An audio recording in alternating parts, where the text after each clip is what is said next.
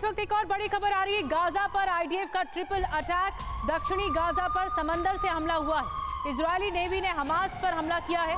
हमले की प्लानिंग कर रहे लड़ाकों पर अटैक हुआ है। आईडीएफ ने जारी किया है वीडियो।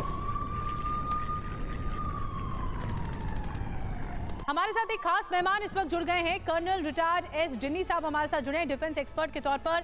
डिनी साहब, आप कैसे देखते हैं? एक तरफ तो यूएस ये चाहता है कि गाजा युद्ध का समाधान हो, बार बार उनके नेता प्रतिनिधित्व करने चले जाते हैं इजराइल, तो दूसरी तरफ वो वीटो पावर भी अड़ंगा के तौर पर लगा देता है। चाहता क्या है अमेरिका, और क्या देखते हैं आप इस वक्त युद्ध की परिस्थिति?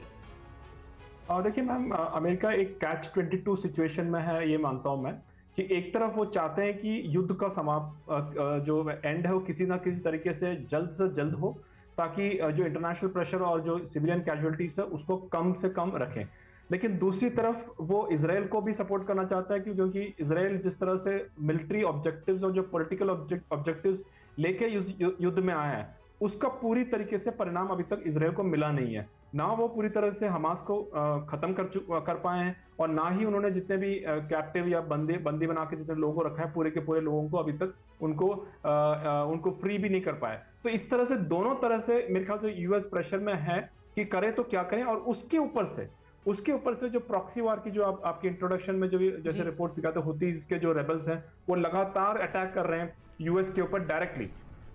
तो ऑल इन ऑल यूएस के पास ऑप्शंस बहुत कम है डायरेक्टली इसमें इन्वॉल्व होने की, और डायरेक्ट अगर इन्वॉल्व होते हैं तो ये युद्ध जो है वो अपने जो इस लेवल से एक बहुत बड़ी लेवल पे और आगे बढ़ जाएगा। मैं डिनी साहब आऊंगी आपके पास। एक और बड़ी खबर आ रही है। गाजा में आईडीएफ का सर्च ऑपरेशन जारी है। तलाशी के दौरान कई हथियार मिले हैं। ये बड़ी कामयाबी मिली है आईडीएफ को। बैग में रखे हुए सैकड़ों हथियार मिले हैं।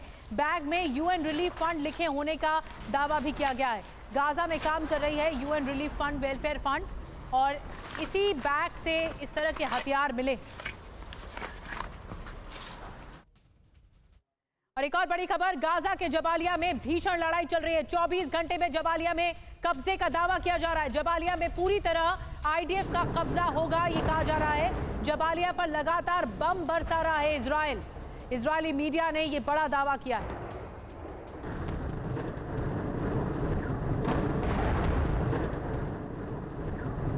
कर्नल डिनी, आप क्या मानते हैं, ये जो एक के बाद एक हमले हो रहे हैं और सबसे ज्यादा इस वक्त जो रिलीफ कैंप्स हैं वो निशाने पर इजराइल की सेना के, क्योंकि इजराइल को ये शक है कि इन्हीं रिलीफ कैंप की आड़ में हमास के लड़ाके अपना काम कर सकते हैं या हमले कर सकते हैं उन पर?